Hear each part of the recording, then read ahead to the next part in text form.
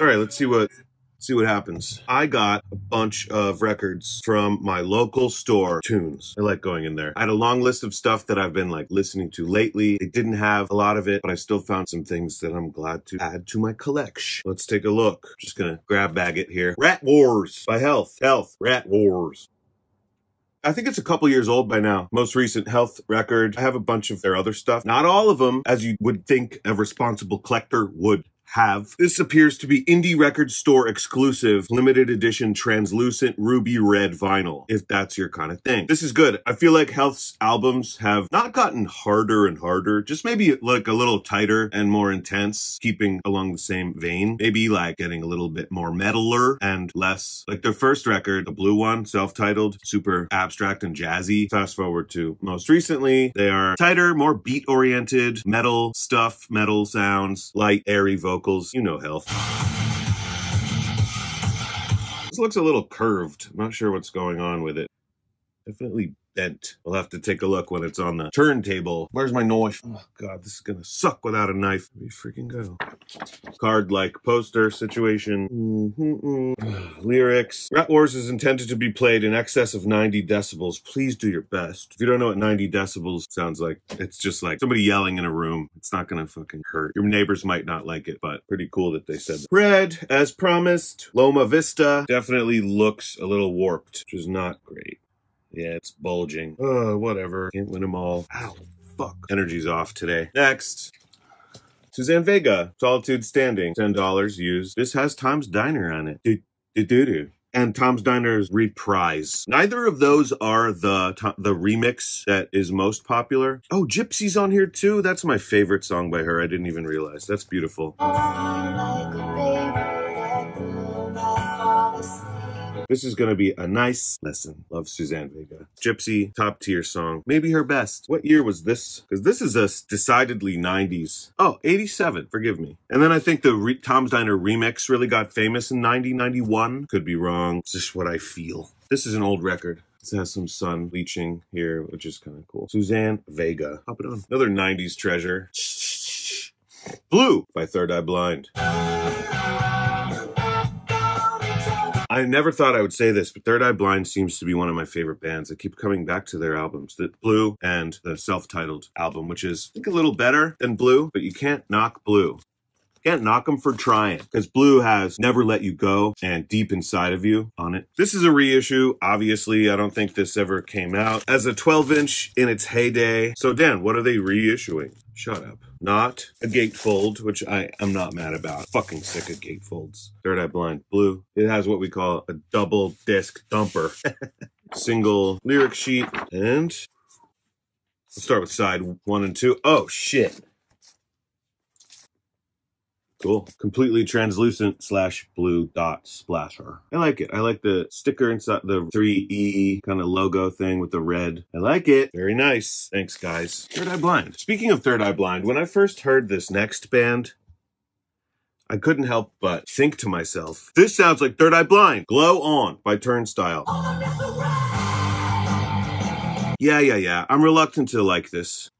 My friend Tom turned me on to this. He's like, hey, listen to this. And I was like, well, this sounds like somebody's trying to be like Third Eye Blind, but like with like more hardcore roots or something. So I listened to it a couple times. It kind of grew on me. Some of it got stuck in my head and I came back to it a few times over the past year. Been listening to it a little bit lately. So what's going on with this record? It's catchy. Blood Orange is on this twice. One of the Boy Genius girls is on this. There's probably a lot of features on this I'm not aware of yet. This is an O card.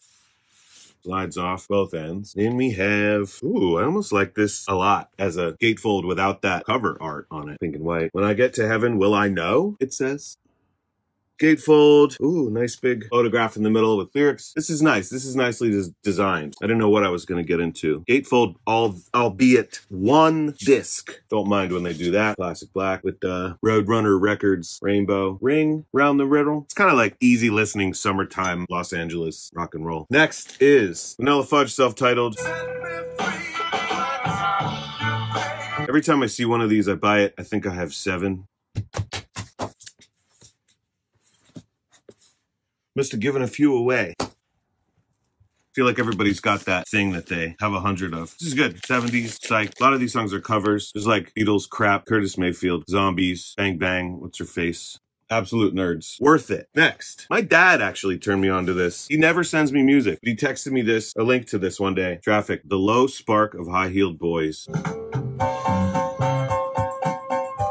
Traffic, to my dismay, later I realized Clapton is in this. Produced by Steve Winwood. I don't know, if you're watching this, you probably know more than me about Traffic. Not sure why it's cropped here. Maybe it's a record store thing or like a radio station thing. Maybe not. Island Records. It's cool. It's like old, blues rock stuff. But I feel like without having any real outside influence, it sparked my interest. Listen to this at least once all the way through. Look at that fucking dong on that gent. Sheesh. Those were the days, weren't they?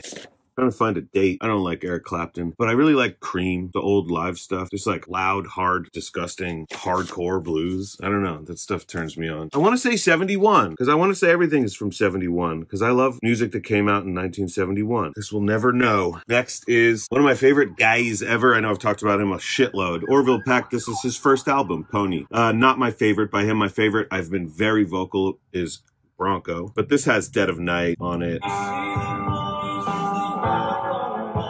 This is what got everybody, oh, who's this? Who's that? Oh? Boots are sexy. Long masks are sexy. They're coming for me. Let's see what's inside. Now, this is a South African I can really get behind. Little book. Cool. Lyrics on this side. There's little drawings next to them. I feel like they're highly tattooable if you're into that sort of thing. Little cowboy hat, little set of boots, little horseshoe, dice, a little knife, and a ciggy in an ashtray. I'm predicting this will be black. They really, if a record's not black, they really like to splash it all over the front, don't they? This is good. Next, this is Dudu Tassa and Johnny Greenwood. Jarak Karabak.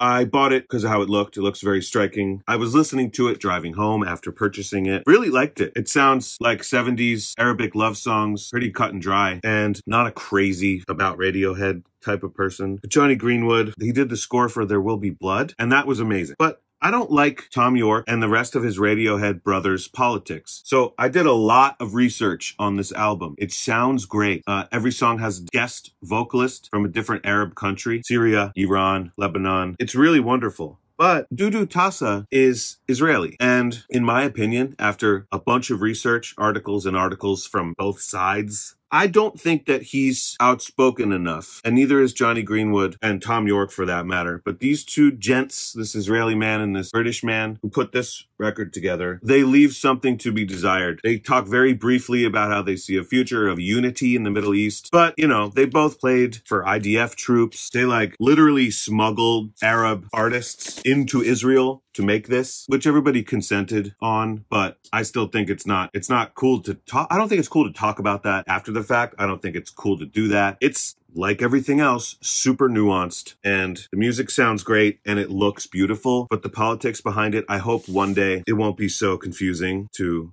enjoy something like this. Let this maybe be this is nice and heavy. Let this maybe be a call to action to make sure you're ethically consuming even your music. Yes. And for Johnny Greenwood, Tom York, and Dudu Tassa to say more. Like, they're not punk enough for me. You know what I mean? I want you guys to do more to save lives and bring awareness to the genocide in Palestine. And I want you guys to do more to assure that your loving fans that you don't stand with the government of Israel and the government of the United States and anybody aligning themselves with the atrocities being committed by these entities. This is a beautiful record. Listen to it consciously, thoughtfully, and do more. Finally, speaking of ethics, I grew up on this shit. This is Eminem's The Marshall Mathers LP. Dear Mister, I'm too good to call and write my band. Maybe his best one, because after you get past the Slim Shady LP, which is pretty amateurish, although amazing and classic, this, I feel like he just took everything from that album, the Slim Shady LP, and stepped it up. He really stepped up with this one. Because after this one, he's kind of riding the commercial wave, which is great. He can do that for the rest of his life. I don't care. But this, I think, might have been his peak. Come on. Kill You, Stan, featuring Dido, Who Knew, The Way I Am, The Real Slim Shady, Remember Me, featuring RBX and Sticky Fingers, I'm Back, Ken Kniff, Drug Ballad, like my favorite freaking love song, Amityville, Kim is on this. Oof, Criminal, beautiful. And this is a really well-kept record, too. I think it's definitely an original pressing because it has some creases and stuffs and stuff. The Year 2000 single, sheet of lyrics. No, not lyrics, just credits, track list. Executive producer Dr. Dre. And these are two really nice, heavy 180 gram black records.